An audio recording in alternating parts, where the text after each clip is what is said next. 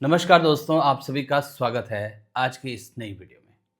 दोस्तों, प्रारब्ध को न मानने वाला सबसे बड़ा मूर्ख मेरी नज़र में है,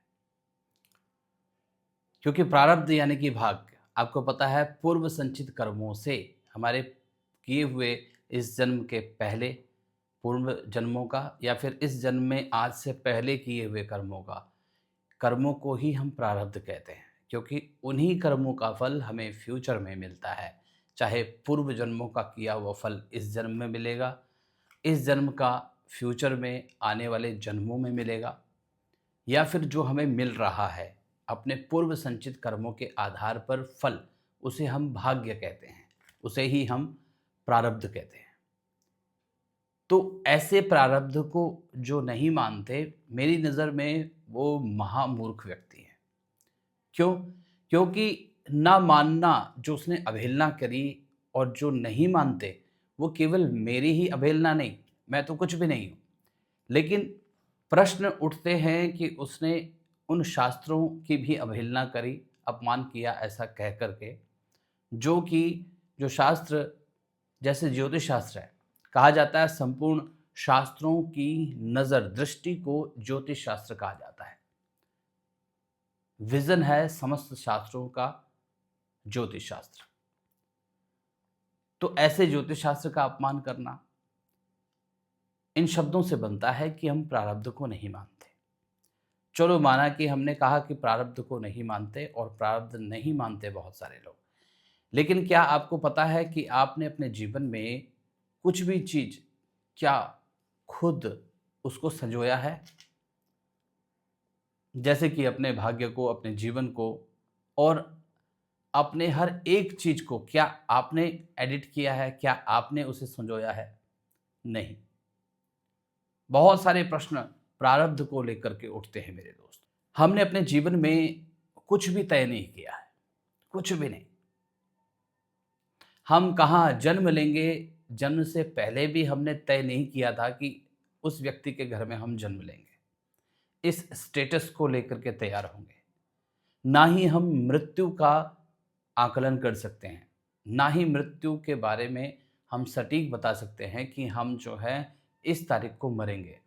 अब ऐसी स्थिति में जन्म और मृत्यु के बीच में जो भी चीज़ें हमारे जीवन में हैं, जो भी सुविधाएं हैं, यहाँ तक कि हम कैसे हम पढ़ेंगे या अनपढ़ रहेंगे, या हम पढ़ लिख करके किस पोस्ट पर पहुँचेंगे, हम अपने जीवन में समस्त जीवन में दुखी रहेंगे अथवा सुखी रहेंगे, हम एक बहुत बड़ा स्टेटस अपने जीवन में बना पाएंगे, या सामान्य रहेंगे, या सामान्य स्तर से भी नीचे रहेंगे, हम अपने जीवन में कौन सा, अपने जीवन में क्या कार्य करेंगे, उस कार्य में हम अपने जीवन में ग्रोथ पाएंगे या फिर डिक्रीज होंगे, कुछ भी तो हमारे हाथ में नहीं है। अब ये सारी चीज़ें होती कैसे हैं? ये सारी चीज़ें पूर्व संचित कर्म यानी कि प्रारब्ध के ऊपर ही डिपेंड होती हैं। बहुत सारे लोग इन चीज़ों का तर्क करते हैं, क्रॉस क्वेश्चन करते हैं कि प्रारब्ध क्या होता है? अगर प्रारब्ध नहीं होता तो आपने देखा होगा हर एक व्यक्ति जो भी जन्म लेता है उसके हाथों पर रेखाएँ होती हैं। हमारे आपके हाथों पर, सबके हाथों पर रेखाएँ हैं, और ये रेखाएँ दिखाती है, जैसे जीवन रेखा।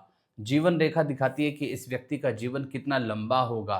मस्तिष्क रेखा दिखाती है कि ये दिमागी तौर पर, मानसिक तौर पर कितना मजबूत होगा, उस मजबूती के कारण क्या जीवन में हासिल कर पाएगा।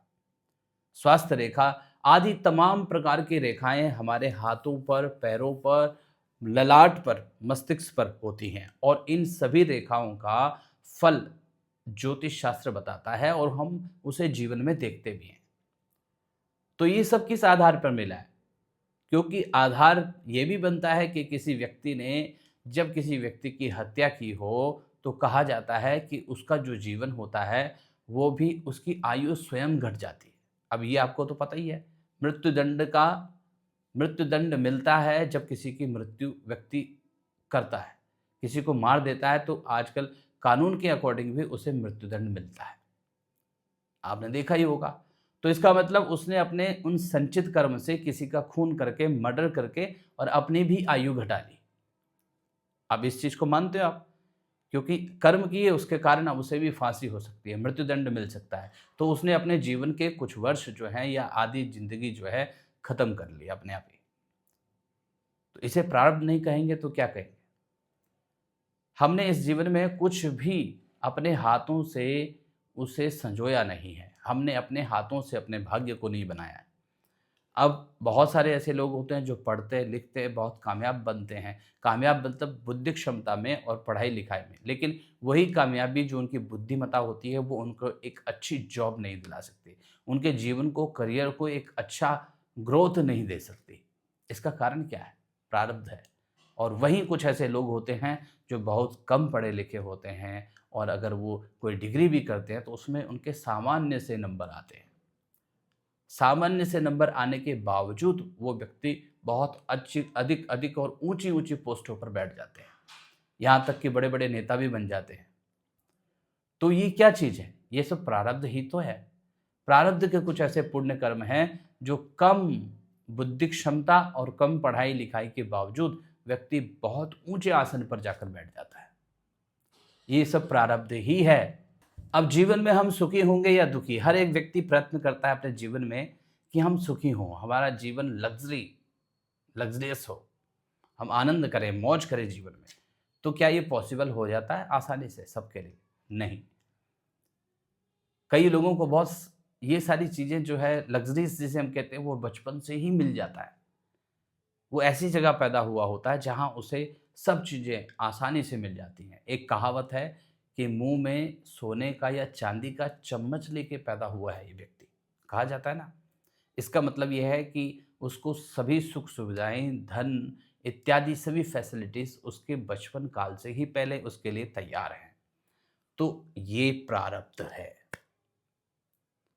और प्रारब्ध ऐसा भी होता है कि जन्मता तो वो सोने की चम्मच को लेके है, लेकिन कुछ ही समय बाद वो सामान्य स्तर मिडिल क्लास से भी नीचे चले जाता है और वहीं रहता है। ये भी प्रारब्ध है। हमारे जीवन में होने वाले हर एक चीज़ को हम कंट्रोल नहीं कर सकते। अगर करते होते तो हर एक व्यक्ति जो भी बोलता है कि हम प्रारब्ध नहीं होता, भाग्य नाम की कोई चीज़ नहीं होती, हम भाग्य को बना सकते हैं। बना सकते हैं किस तौर पर? किस दृष्टि में बना सकते हैं? इस दृष्टि में बना सकते हैं कि अभी तक जो अगर हमें जो सुख प्राप्त नहीं हो रहे, जिन चीज़ों से हम दुखी हैं, उन चीज़ों को अब हम अच्छा करने की कोशिश करते हैं, कुछ अच्छे पुण्य करने की कोशिश करते हैं। जैसे कि हमारा व्यवहार बहुत बेकार है, उसके कारण बहुत सारी परेशानियाँ हो रही हैं। लेकिन उस व्यवहार को हम यदि फ्यूचर में सँभाल लें, शुद्ध कर लें, अच्छा कर लें, तो हो सकता है कि उस व्यवहार के कारण अब आने वाला जो समय है, जो आयु है, वो अच्छे संबंधों को लेकर के स्थापित हो सकती है। तो हम बना सकते हैं, लेकिन अभी तक तो पिछले कर्मों का ही फल मिल रहा था ना। इसलिए शास्त्र ऐसा ही नहीं कहता, भाग्यम फलति सर्वत्र न विद्याम न च पौरुषार्थम। भाग्य का फल ही, कर्मों का फल ही हर जगह फलित होता है, दिखता है, उसी के कारण जीवन में सब कुछ मिलता है। और इसीलिए जो इन चीज़ों पर जो नहीं मानते, इन चीज़ों को, प्रारब्ध को नहीं मानते, कर्मों को नहीं मानते, भाग्य को नहीं मानते, जो ये नहीं मानते कि संचित पिछले कर्मों का ही हमें अब फल मिलेगा, दुख के बाद सुख और सुख के बाद दुख मिलता है, ऐसी मान्यता है। ऐसा सब उदाहरण के तौर पर देख रहे हैं अपने जीवन में। और जो इन चीज़ों को देख कर के प्रारब्ध को नहीं मानते, यानी कि कर्मों के फल को नहीं मानते, मेरे हिसाब से वो सबसे बड़े इस दुनिया में पहले नंबर के मूर्ख व्यक्ति हैं। अगर मूर्ख नहीं हैं, तो फिर आप स्वयं क्यों नहीं अपने आप को डेवलप कर लेते? आप तो चाहते हैं कि इस देश का प्रधानमंत्री और राष्ट्रपति मैं बन जाऊँ, स्वयं के लिए चाहते हैं, तो आप बन पा रहे हैं? नहीं बन पा रहे ना, तो इसका मतलब प्रारब्ध में नहीं है, आपके काम से नहीं होने वाला। अगर ये आपके हाथ में होता, हानि लाभ जीवन मरण यश अपयश विधि हाथ, सब कुछ तो बस विधाता के हाथ में है, आपके हाथ में है क्या? फिर से सुन लीजिए, हानि जानते हो लॉस, लाभ बेनिफिट्स, जीवन लाइफ और डेथ। हानि लाभ जीवन मरण यश अपयश विधिहात, यश अपयश, नेम फेम या कलंक लगना, ये सब विधाता के हाथ में है और विधाता उसी आधार पर देता है व्यक्ति को जीवन में वो सब फल जो उसके संचित कर्म होते हैं। संचित कर्म को ही भाग्य प्रारब्ध माना जाता है। इसके बहुत सारे उदाहरण हैं। इसीलिए जो लोग प्रारब्ध को नहीं मानते वो जीवन में आगे भी कुछ नहीं कर सकते। इसलिए प्रारब्ध और भाग्य को लेकर के ही चलना चाहिए। जो जीवन में नहीं है उस भाग्य को बनाने की कोशिश करो और वो भाग्य पढ़ने लिखने से नहीं बनने वाला, पैसे कमाने से नहीं बनने वाला, बल्कि जो भी आपके पास है उसको एक अच्छी दिशा में लगाने पर, खर्च करने पर, अच्छी दिशा में कर्म करने पर ही प्रारब्ध बनेगा। इसलिए हम अपने जीवन में कुछ भी कंट्रोल नहीं कर सकते। कैसे हमारे माता पिता मिलेंगे, कैसे उनके द्वारा हमें जो है संस्कार मिलेंगे, उन संस्कारों से हम अपने जीवन में पुण्य करेंगे कि पाप करेंगे, अपने जीवन को बर्बाद करेंगे या अच्छा करेंगे। और जो बर्बाद करेंगे, अच्छा करेंगे, संस्कारित होकर के या असंस्कारित होकर के जो भी हम कार्य करेंगे, वो भी कार्य हमारे सारे के सारे आने वाले समय में फ्यूचर के लिए प्रारब्ध बनेंगे, भाग्य बनेंगे और उसी की अकॉर्डिंग जीवन में फल मिलेगा। इस जीवन में हो चाहे पुराने जीवन में। कहते हैं कुछ बच्चे ऐसे होते हैं, कहते क्या आपने भी देखा होगा, कुछ बच्चे ऐसे होते हैं जो पैदा होने के बाद ही जैसे वो होश संभालते हैं तो बाल्यकाल में ही उनके अंदर कुछ विशेष चीज़ें होती हैं, कुछ ऐसे गुण होते हैं जिन गुणों से सब चकित रह जाते हैं, शॉक हो जाते हैं। जैसे कि कई बच्चों में भगवान की भक्ति होती है, बचपन से ही उनके अंदर बड़ी भक्ति होती है। जब भी पूजा होती है तो वो हाथ जोड़ करके खड़े हो जाते हैं या वहाँ पर घंटी बजाने लगते हैं या जो भी उनसे हो सकता है वो करते हैं, उनका मन लगता है। तो इसका मतलब इसका पूर्व जन्म के संचित कर्म है, ये आज नहीं। इस पूजा आराधना में जो लगा है बाल्यकाल में, छोटा सा बच्चा जो आप देख रहे हैं, इसके पूर्व जन्म से ही परमात्मा के प्रति प्रेम है, इसीलिए जन्मकालीन से ही उसके अंदर वो गुण है। इसी प्रकार से कुछ गायन में होते हैं, सिंगिंग में, बचपन छोटी सी उम्र में ही वो गाते हैं कि बड़े बड़े उस तरीके से नहीं गा सकते। तो वो सब चीज़ें उसके खून में पहले से है, प्रारब्ध से ही वो गुण उस आत्मा के अंदर है और अभी आते ही आपको लगता है कि ये तो ऑटोमेटिक इसके अंदर ये सारी जानकारियां हैं, कला है। ऑटोमेटिक इसलिए है क्योंकि पिछले जन्मों में उसने ये सब काम किए हैं। इसीलिए प्रारब्ध को नहीं मानते जो लोग, वो मेरी दृष्टि में नंबर 1 के मूर्ख हैं। और भी विषय में अधिक जानकारी के लिए हस्तरेखा, कुंडली, वास्तु आदि से रिलेटेड यदि आपको कोई जानकारी चाहिए तो स्क्रीन पर दिए नंबर्स पर कॉल करके अपने लिए अपॉइंटमेंट बुक करें। चैनल पर पहली बार आए हैं तो चैनल को सब्सक्राइब कर लें। राधे राधे, जय श्री कृष्ण।